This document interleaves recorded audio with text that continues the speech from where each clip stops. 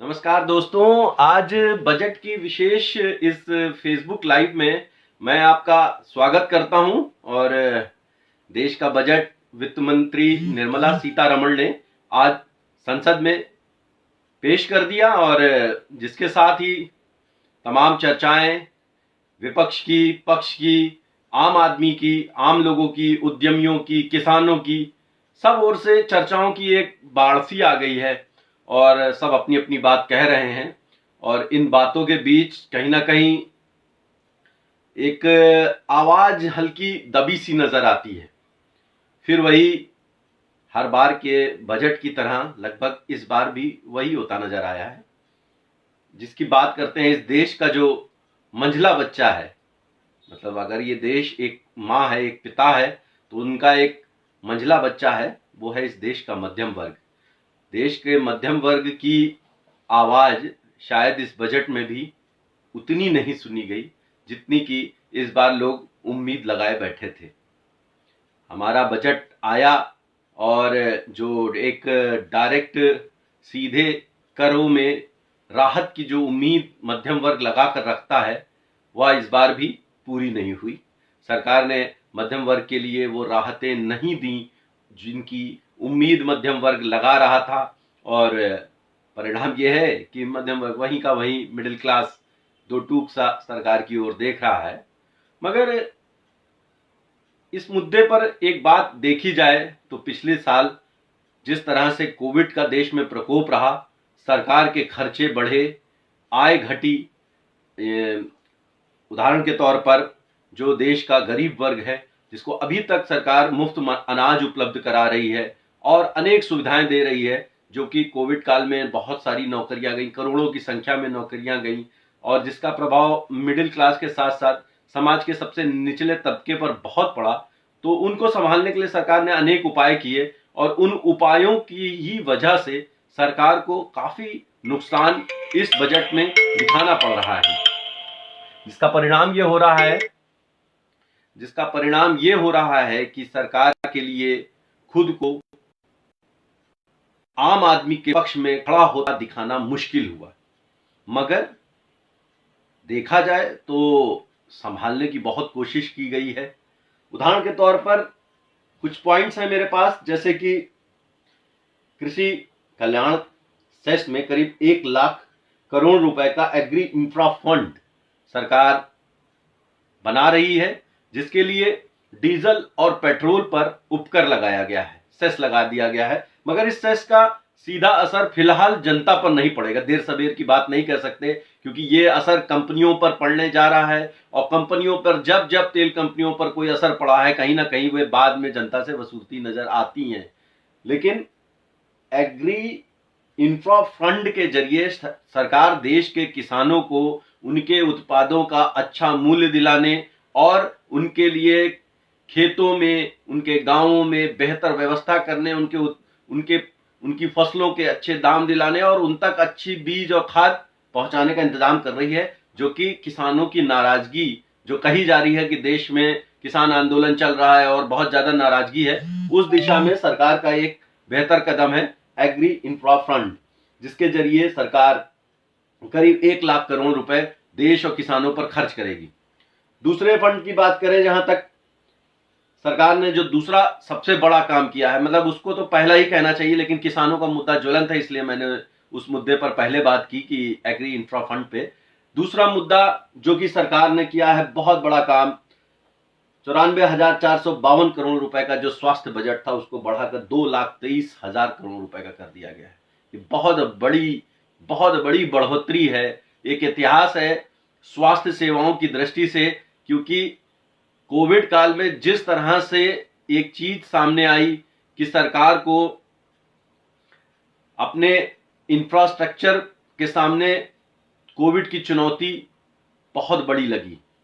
अनेक राज्यों में इस तरह की समस्याएं सामने आई, जहां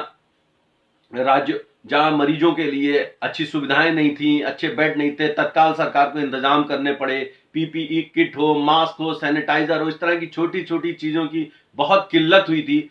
तो उन सारी चीजों ने सरकार के सामने एक चुनौती रखी अपने स्वास्थ्य बजट को बढ़ाने की।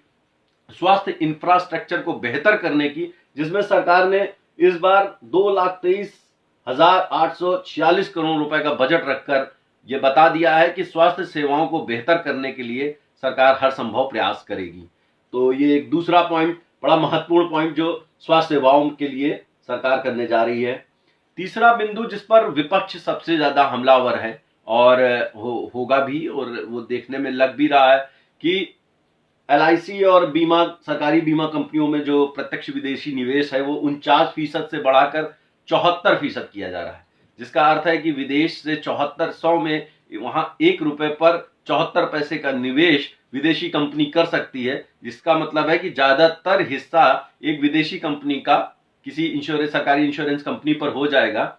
इसमें सरकार ने एक चीज तय कर दी है कि जो बोर्ड मेंबर होंगे वो भारतीय होंगे, जिससे कि भारतीय लोगों का उस पर आधिपत्य जमा रहे, लेकिन जिसका पैसा उसकी बात, जिसकी लाठी उसकी भैंस। ये तो भविष्य बताएगा कि ये प्रत्यक्ष विदेशी निवेश कहां लेकर के जाएगा। फिलहाल विपक्ष इस मुद्दे पर हमलावर है कि सरकार सभी सरकारी एजेंसियों को इसी तरह एक एक करके बेचने पर आमादा है, मगर सरकार का पक्ष दूसरा है। उनका कहना है कि इस पैसे के जरिए देश में रोजगार जुटाए जाएंगे, देश के लोगों को ज्यादा रोजगार मिले, ज्यादा पैसा देश में आए, ज्यादा निवेश हो, इसलिए यह विनिवेश किया जा रहा है, जिसके जरिए जो कोविड काल में लोगों की नौकरियां गई, तनख्वाहें नहीं बढ़ी, बहुत ज्यादा दिक्कत हुई, तो वो सारी दिक्कतें दूर करने की सरकार इस माध्यम से कोशिश कर रही है। सड़क परियोजनाओं पर करीब 1000 करोड़ रुपए से भी अधिक की प्लानिंग सरकार ने घोषित की है, जिसमें पश्चिम बंगाल, तमिलनाडु जैसे राज्यों को विशेष तौर पर चुना गया है, क्योंकि इन दोनों राज्यों में आगामी विधानसभा चुनाव बहुत नजदीक हैं और सरकार वहां पर एक चुनौतीपूर्ण भारतीय जनता पार्टी लड़ाई लड़ेगी, जिसके लिए सरकार ने वहां पर कुछ विशेष सड़क परियोजनाओं को रखा है, ताकि लोगों को, वहां के लोगों को ये लगे कि केंद्र सरकार उनके राज्य को लेकर कुछ अच्छे काम करना चाहती है। इसी तरह से सरकार ने अन्य मुद्दों पर भी, जैसे कि एक बड़ा काम यह हुआ है कि जो भी युवा स्टार्टअप शुरू करना चाहते हैं उनके लिए टैक्सों की छूट को मार्च 2022 तक बढ़ा दिया है, जिससे कि युवाओं को अपने स्वरोजगार का चयन करना आसान होगा और वे अपना स्टार्टअप शुरू करके कम पैसे में अपनी रोजगार शुरू कर सकते हैं, कुछ और लोगों को भी रोजगार दे सकते हैं। एक बिंदु बड़ा महत्वपूर्ण है कि देश में अब विदेशी मोबाइल, विदेशी चार्जर कंपनियों के चार्जर ये महंगे हो जाएंगे।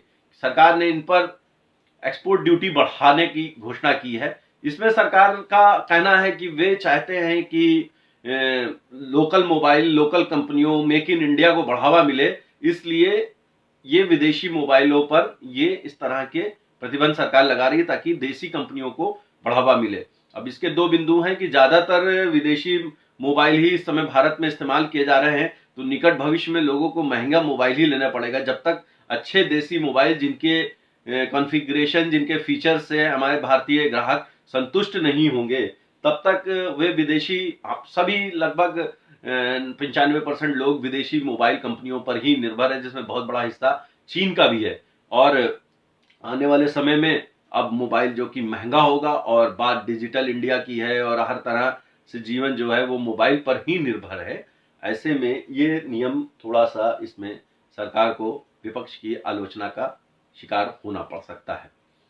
तो इस तरह से बजट का लब्बो-लुआब लगभग इतना ही है, और भी बहुत सारे बिंदु हैं जिनकी एक लाइव परिचर्चा में मैं अकेले, क्योंकि मेरे लिए उसको विस्तार दे पाना बहुत संभव नहीं है, लेकिन फिर भी मोटा मोटी में यही है कि जो देश का मंझला बच्चा यानी मध्यम वर्ग है उसके लिए कुछ खास इस बजट में नहीं है, लेकिन हाँ, किसानों के लिए, गरीबों के लिए, युवाओं के लिए और कुछ अन्य साधनों से सरकार आम आदमी तक सुविधाएं पहुंचाने का प्रयास कर रही है, और जो विकास दर है उसको बढ़ाने की कोशिश होगी अगले वर्ष के लिए। और शेयर बाजार भी जिस तरह से सुबह 900 अंकों की उछाल के साथ चल रहा था, इससे लग रहा है कि उद्योगपतियों, उद्यमियों और व्यापार जगत को इस बजट से काफी उम्मीद है, और उनको ये महसूस हो रहा है कि ये बजट निश्चित तौर पर लाभदायी होगा। मगर विपक्ष अभी भी हमलावर है। प्रधानमंत्री नरेंद्र मोदी ने वित्त मंत्री निर्मला सीतारमण की पीठ थपथपाई है। उन्होंने अपने एक संदेश के माध्यम से इस बजट को बहुत अच्छा बताया है। इसी तरह से उत्तर प्रदेश के मुख्यमंत्री योगी आदित्यनाथ ने भी इस बजट की बहुत तारीफ की है, मगर राहुल गांधी और विपक्ष के अनेक नेता वो बजट को बिल्कुल ही किसान विरोधी, गरीब विरोधी बता रहे हैं।